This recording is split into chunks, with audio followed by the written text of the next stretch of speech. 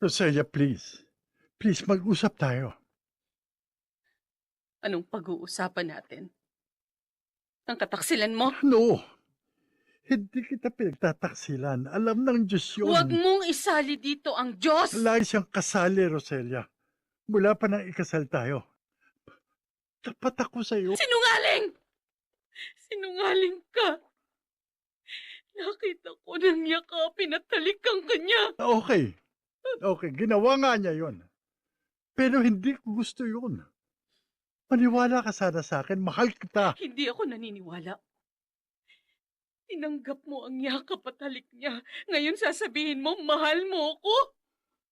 Sinungaling ka talaga. Nagalit ako sa kanya. Pinaalis ko siya agad. Pero hindi mo nakita yun dahil umalis ka agad. Sana pumasok ka na lang nang nalaman mong nagsasabi ako ng totoo. Kaya pala dali niyang nabilog ang ulo mo. Dahil mahal mo pa rin siya. Hindi totoo yan.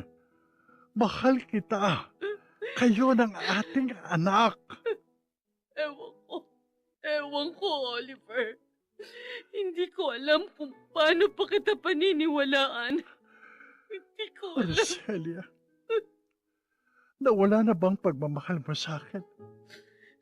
Dahil sa pangyayaring hindi ko naman ginusto.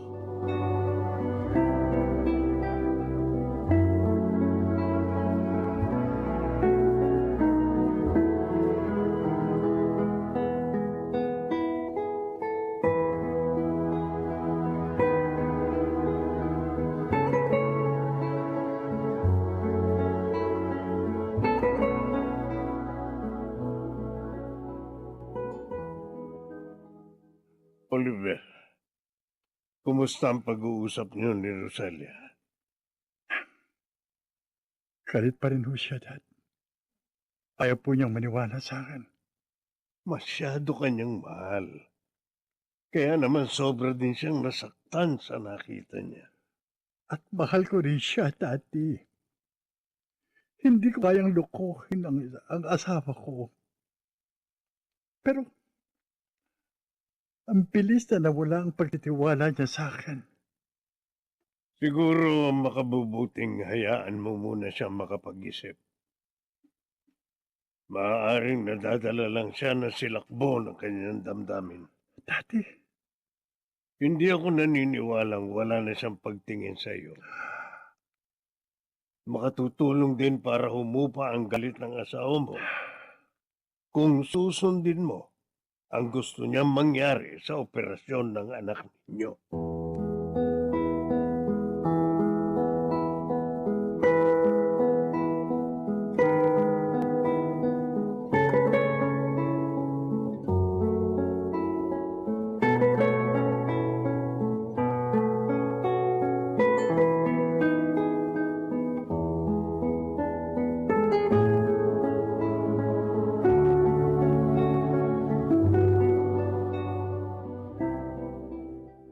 Naawa kay Oliver, Tinay. Napakalungkot nang umalis siya kanina. Nakita ko rin yun eh. At lalo ako naaawa sa kanya. Dahil naniniwala ako na hindi naman niya kasalanan yung mga nangyari. Tinay, magkasundo pa kaya sila? Sana naman, Martin. Sayang naman yung matamis nilang pagsasama. At saka, lalo silang kailangan ngayon ng kanilang anak.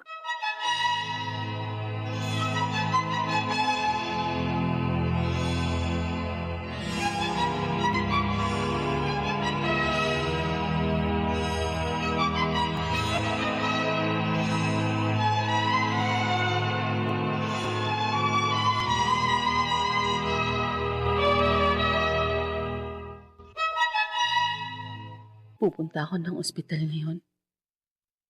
Baka hinahanap na ako ni Junior.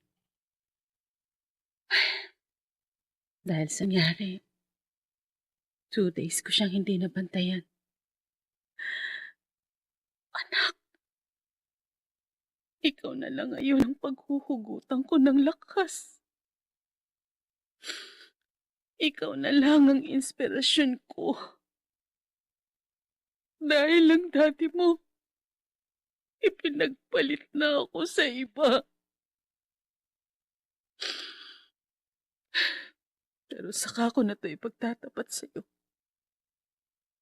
Dahil hindi ito makakatulong para sa paggaling mo.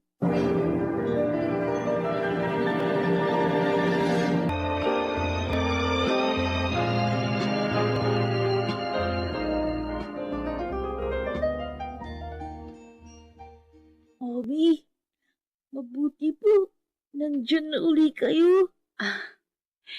Pasensya na anak ha. Sumama kasi ang pakiramdam ng mami eh. Siguro po, dahil sa pagod niyo sa akin. Sorry po, napagod ko po kayo. No. Don't say sorry, anak. Wala kang kasalanan. Promise po, magpapagaling po ako at magiging doctor someday. Para ako naman po ang mag-aalaga sa inyong dalawa ni Daddy. Junior. Oh, Anak. Mommy, bakit po kayo umiiyak? Wala ito, anak. Masaya lang ako dahil nararamdaman ko na mahal mo kami ng daddy mo.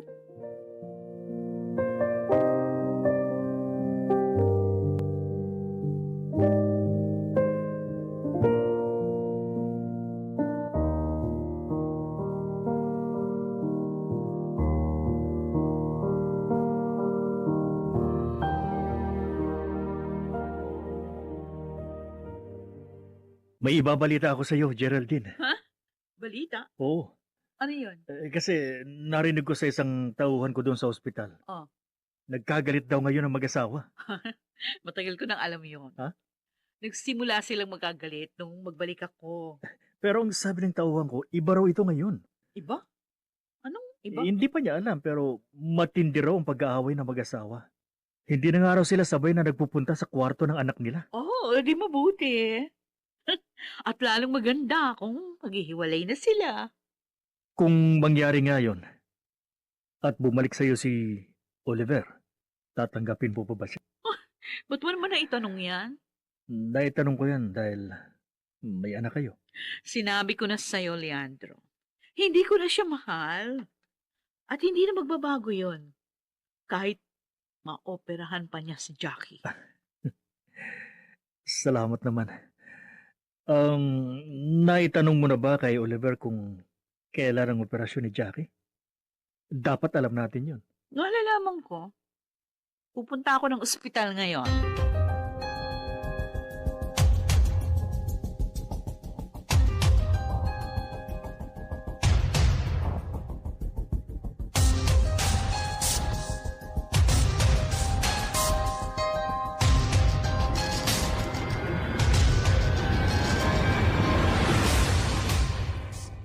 Ano na naman ang kailangan mo, Geraldine? Oh, relax. Bakit ka ba inis agad, Oliver? Ang layo mo pa sa akin. Iingat lang ako. Ayoko nang maulit pa yung ginawa mo nung huli tayo magkita. Talaga? Talaga nga kayang ayaw mo? Kung kinakausap man kita na maayos, dahil yun sa anak natin, wala nang iba pa. Mahal ko ang asawa ko. Okay. Gusto ko lang malaman yung schedule ng operation ni Jackie. 3 araw mula ngayon, Hmm. ooperahan na namin siya. Kaya ihanda mo ng bata. At huwag mong pinababayaan.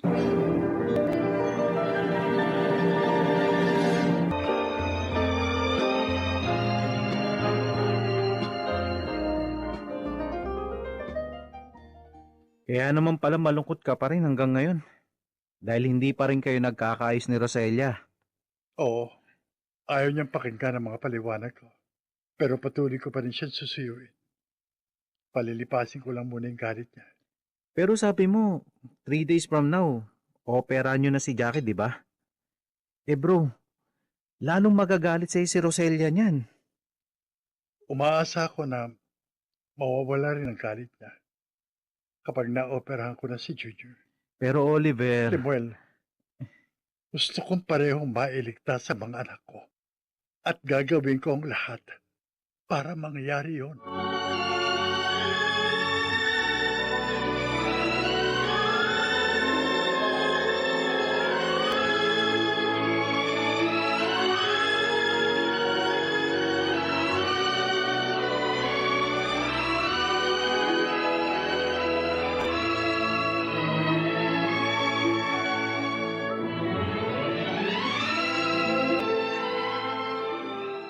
Oliver?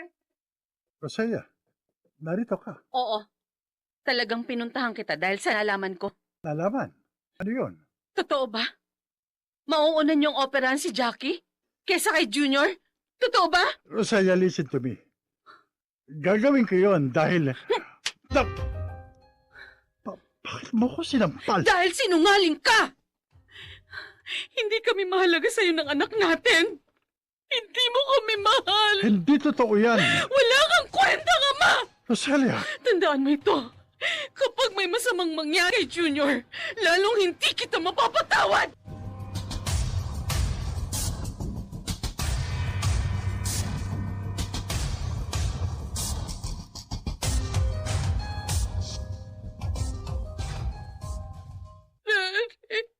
Roselia, bakit? May nangyari na naman ba? Mas pinili ni Oliver na unahin ang anak ni Geraldine kesa kay Junior. Ano? Sigurado ka na ba? Opo. Nakausap ko siya kanina. O Diyos ko, ano ba nangyayari sa isip ng anak ko? Lalo lang niya akong ginalit, Dad. Wala siyang kwenta.